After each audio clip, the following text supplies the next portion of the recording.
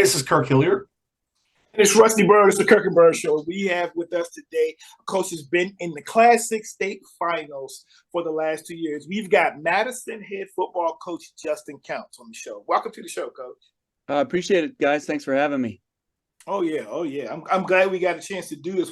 I've been getting on Kirk about us getting more Fairfax County High School coaches on the show. We both when we moved up here out of college, we lived in Fairfax for years, but we had to be able to afford a single family home. We had to move out to Prince William, and before Loudoun County blew up the way it is now. Now, I don't know if you can just move out to Loudoun like you used to, But yeah. So we're big fans of all the things going on in Fairfax County. And we want to make sure you guys get plenty of love on this show as well. So again, thank you for joining us, Coach.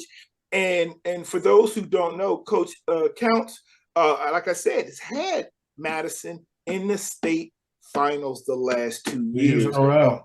Yeah, and gone against some historically great programs. National. And what Oscar Smith was able to accomplish over 2 years, and then what Freedom Woodbridge did last year, breaking so many records. And so, but I will say this, Coach, I got a lot of respect for you and your program. And I'll just let you talk, but we'll get into that because I think you've done an outstanding job there. But go ahead, tell us about these last 2 years. Yeah, well, obviously, it's a goal when we kind of took over here to kind of get our team moving in that direction. And I think for a couple of years, we were knocking on the door. Westfield had kind of dominated our region, and they were kind of the program that we aspired to be. And it was kind of the things that our kids, drove them in the weight room. And we had a couple of years in a row where we lost either in the regional semifinals or the regional finals to Westfield. And we just thought we were kind of knocking on that door, and we were trying to take that next step. And we had a group probably 3 years ago when COVID came around that really kind of set their mind to getting through that hump and breaking that door down for us. And that group really did that. We ended up beating Westfield for the first time since we had joined the district there, and kind of propelled us to winning our region. Then we lost a really tough game to South County in the state semifinals, where we took the lead, with under 2 minutes, and they drove down the field and ended up scoring the winning score to advance to the state final. They played Oscar Smith that year in the state final. So the next year coming back, we had a lot of the same kids back. So we had really high expectations of that group, and those guys really did a great job for us. They ended up winning the region, and then we won our state semifinal game and got into the finals against Oscar Smith. And like you said, I think that was a historically good Oscar Smith team. And for us, I think it was the first time in our school's history we'd ever been in the state final. So there was a little bit of kind of deer in the headlights, everybody getting used to what this is all about, kind of that big stage. And, I was really proud of the way the kids played, but we were just a little bit overmatched in that game. And then next year we graduated all of those kids who had been a part of that kind of 2 year for us. And the thing that I'm kind of most proud of is that those guys really set the example for our younger guys about what being a championship program looked like, the stuff that had to go into the off season, the stuff that had to go into preparation, the way you had to practice every day. And I think we were kind of living off the coattails of that team when the season started. We opened up with 3 losses. And now they were really close losses to really good teams. To really good teams. But they were, we lost to Stonebridge, we lost to Lake Braddock, and we lost to Yorktown. And I think by maybe a combined 6 or 7 points in all those. Yep. So there were a lot of things that we were doing really well that made us as coaches feel comfortable that this team could accomplish the things that we were hoping to accomplish. But again, you want to win those games. And we weren't doing the little things that were needed to win. So fortunately for us, we had a bye week after that third game. And that was kind of the point where our seniors realized that, those guys who had played the last 2 years were gone. They weren't walking back through the door. We had to do it ourselves, and they had to kind of step up and set the tone. So that group really came together after that, and we ended up winning the rest of our games. Right. And getting to the state final again. And I felt like, I think as a coach, I was really proud of the fact that I felt like our team was better than the sum of our individuals. I mean, I think we played so well as a team, particularly on defense, where we didn't really have a defensive lineman who was bigger than 215 pounds. And I mean, we just, as a group, you turn on the tape and it was 11 guys to the football all the time. They just really played as a unit really well. And I think our offense, we were a little bit younger on that side, and they kind of progressed throughout the year. We had a new quarterback who was a great leader and did a really good job for us. So again, we got back to the state final and we played Freedom, who, like you said, again, another historically great team. But listen, if you're going to win a state championship, you got to beat teams like that. Yep. And I think for us, it was a different experience. We weren't wide-eyed and happy to be there. I think, we were there to compete. And I felt like our kids did everything in their power to compete. I think, Freedom was just a better team. For us to win that game, we were going to have to force some turnovers. We were going to have to do some things, hold the ball for a little bit. And, they did a really good job. People talk about Freedom and their athleticism and all that, but you know what? They're a really well-coached team as well. They played with very well coached, yeah. And they didn't give us any opportunities to kind of take advantage of their mistakes. So again, I think for us as a program, we learned a lot these last 2 years going to those games. And I think as a coach, I was super proud of the way that those players reacted and the way they responded and where they've kind of put our program moving forward.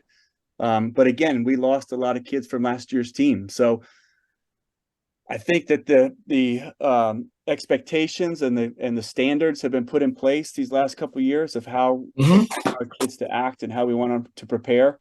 So I feel like this group has kind of done a better job, kind of not living off of the success of the last couple of years, and has kind of put the work in early on here to hopefully get us off to a good start.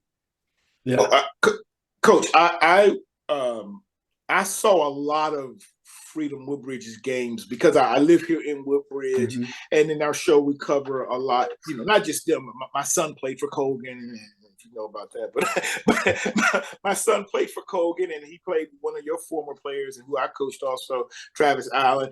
But so I saw a lot of Freedom. But when at the state championship game, I didn't just cover it for the Kirk and Bird show. I actually was the color analyst on the Prince William Sports and Entertainment airing of the game, and so I'm sitting here doing this, I'm calling the game, and I know a lot of the Freedom players, but Coach, I had the whole game. I'm going, no, but y'all don't understand this Madison team. They're good. I'm not just saying, and they do have athletes. They're not just well coached. They and just like you said, a lot of people don't give Coach Overton and that staff a lot of credit for how well they coach. Right. And I know it because I coached against them for when they had those PME teams, and I seen in a lot of those players that grew up coaching against them. But also, when I'm covering some games, I'm in the booth sitting right beside those coordinators, and I'm just hearing their thought process and how they predict. And they say, if that happens, this is going to happen. And I'm like, those coaches were prepared. They knew what they were doing, and nothing was a surprise. So they were well coached. But just like some people thought, you guys, you don't have to know. You got some athletes, and you've got some, not just discipline and well coached, but like you had a good team. But I was most impressed. I kept saying, because the score was not indicative of that game, that to me was one of the best defensive performances I've seen in a long time. And I'm not going by the fact what the score. I'm going by the fact your athletes had amazing, and I'm a defense coordinator, like amazing pursuit angles and routes. I saw all the little things, and I could tell Freedom was getting a little frustrated because normally just lanes open up. And so the way your linebackers and your defensive line, I thought, and again, if you weren't there, you may not appreciate it, but I thought your defense was, and Coach Mickey Thompson, they did well, I thought, against Freedom. But I really liked what I saw, and with your defense and the way you guys were in that game. I thought it was, some people can, have a loss. I don't mind. I don't like to lose, but I would say there were some things you could pull out of that game and really keep kids' spirits up. Yeah, and your coach's stuff. I mean, I think to your point, as a coach, obviously you want to win every game and you want to win the championship, but really all you can ask your guys is to play as hard as they can for the entire time, not to give up, to compete and give it your best effort. And I felt like in both those games, both my teams did that. I think that they played to the last whistle. They played as hard as they could. And, on that day, the better team won in both those games. Yeah. Coach, I was just going to say, you brought up a good point, because a lot of people get enamored because everybody knows exactly what kids are doing now, who's recruiting them and all that. And everybody gets enamored with the recruits, especially the Power 5 recruits. But a really good team will defeat another team that has great individual players, but they don't necessarily gel as a team. And for the Madison Warhawks, I was looking at the record book today. Those are probably two of the top 10 to 12 teams in the history of Virginia. And I think that Madison got in the path of Ronald Curry in 96 or 97. That's right. Yes. I remember Zach Murzinski. I just remember that name. And Sure. Katie Smirka-Duffy in the early 90s was Madison. She was a great basketball player. But those are two great teams. And then you woke up Oscar Smith with that fake field goal. And, right. I think that's a big deal. And you've said that you've done it before. So, as I said, I'm going to see you on Friday night in Ashburn. What is your team looking like this year from offense, defense, special teams? Yeah. Well, like I said, we graduated a lot of really good players from last year's team. Offensively, we got a couple skill guys back that we're expecting big things from. I cord two wide receivers, Cord Yates and Darren Nicely, who have both been, this will be their third year starting for us on the varsity. Cord is a slot receiver, real shifty, and Darren's a kind of a big play receiver, big tall kid, really good at the point of contact, high point in the football. Both those guys are really important for us. We've got a new quarterback this year. Cale Yates is going to play for us. He's Cord's younger brother. He's a junior. His oldest brother, Rye, was our quarterback 3 or 4 years ago. He's now playing tight end at Yale. So it's a good football family. But Cale is really, he was our backup last year and was on the JV. He's really matured and his leadership has been great. And then we got a new tailback, Darren's younger brother, Dominic Nicely, who is probably the most explosive player we've had in the program since I've been here. He started last year as a sophomore as a slot wide receiver. He was the first team All-State kick returner. But he's a 10-8, 100 guy, and he can really go, and we don't get a lot of guys like that. So we're pretty excited of kind of the big play capabilities that he brings to our offense. Defensively, we only got 3 guys back. Wow. Yeah, all 3 linebackers. We got Luke Jarvis, Nick Murphy, and Jack Ambrose all played significant time for us. Charlie Backman's our 4th linebacker. He played a little bit toward the end. Nick Murphy broke his leg last year in the Westfield game and missed the rest of the season, but he's worked really hard to get himself back. All 4 of those guys are really good football players.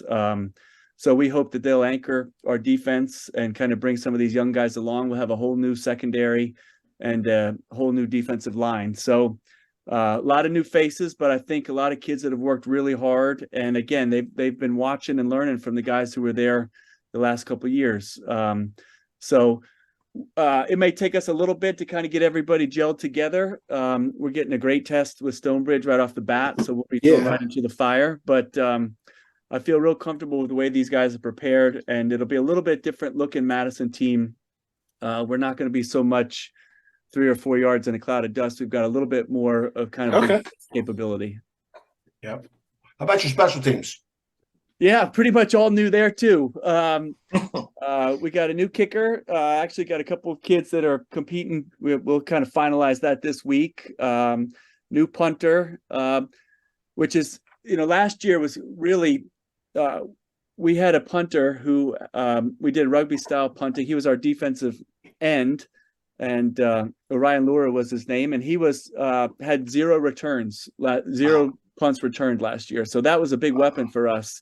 He could really hold the ball long and kind of punt it to where we could cover it, and nobody returned it. So we're hoping to duplicate some of that, not give up anything on special teams. But I feel pretty comfortable in our kicking game that these new guys will step up and do the job.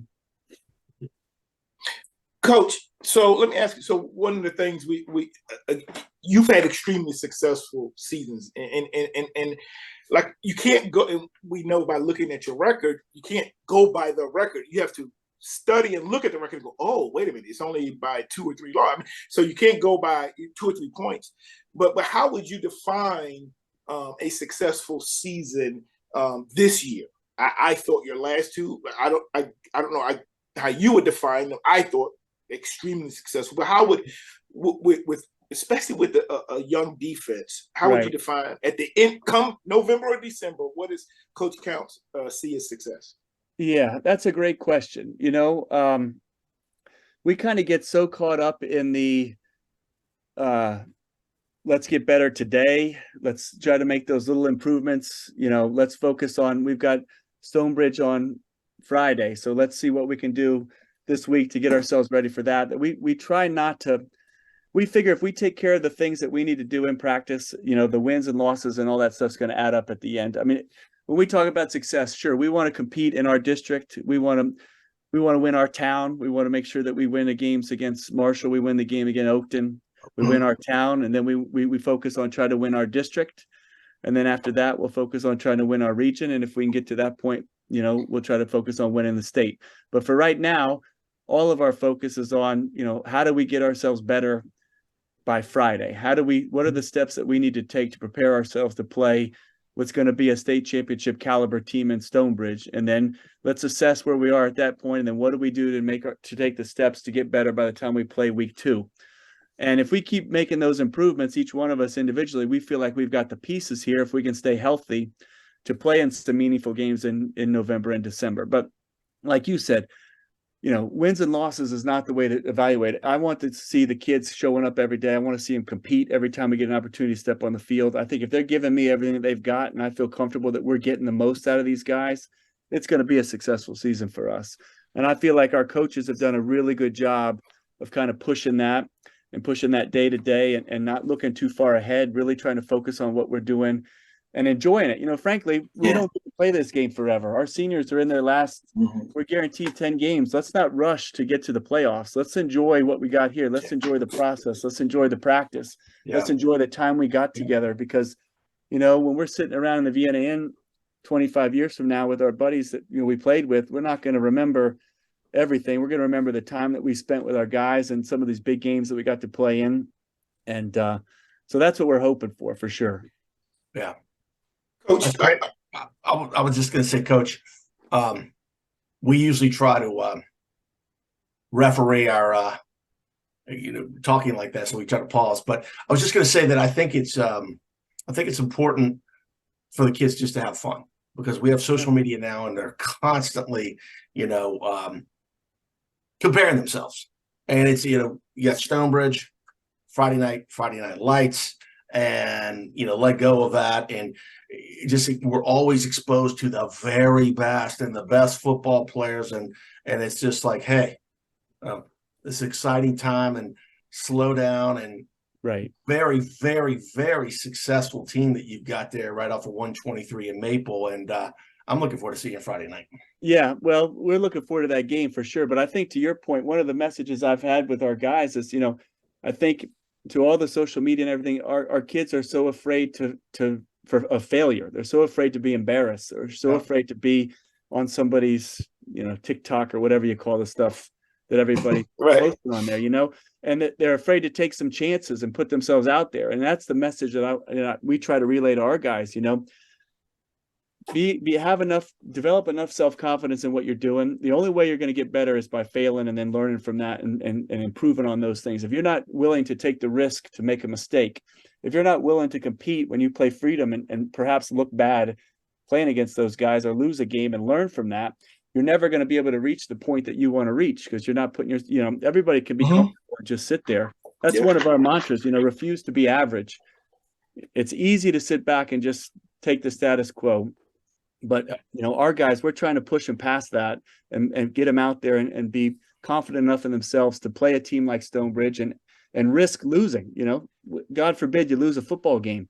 you know what? But we have the opportunity, and I think we proved it last year. If you take those losses and you learn from them, and you take the positives out of them, and you keep pushing your guys, and you keep trying to get better, you can improve throughout the season. And by the end of the year, when it matters, then you're playing for some meaningful games.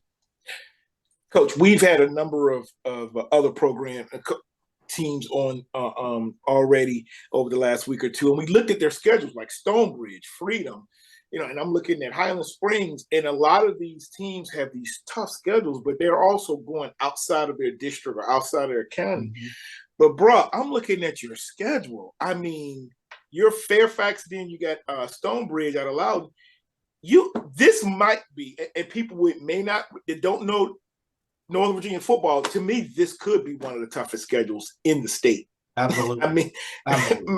And a lot of it is just in your district, but your non-district, when you got South Lakes, Lake Braddock, South County, Lake Braddock, like Coach, you might catch an L up in there, but come playoffs, man, y'all gonna be set. Like, wow. That we kind of go from the attitude of what doesn't kill you makes you stronger. And again, I think for me, the games that I remember when I was in high school 100 years ago was the games with the big crowds and the exciting games, and beating somebody 45-0.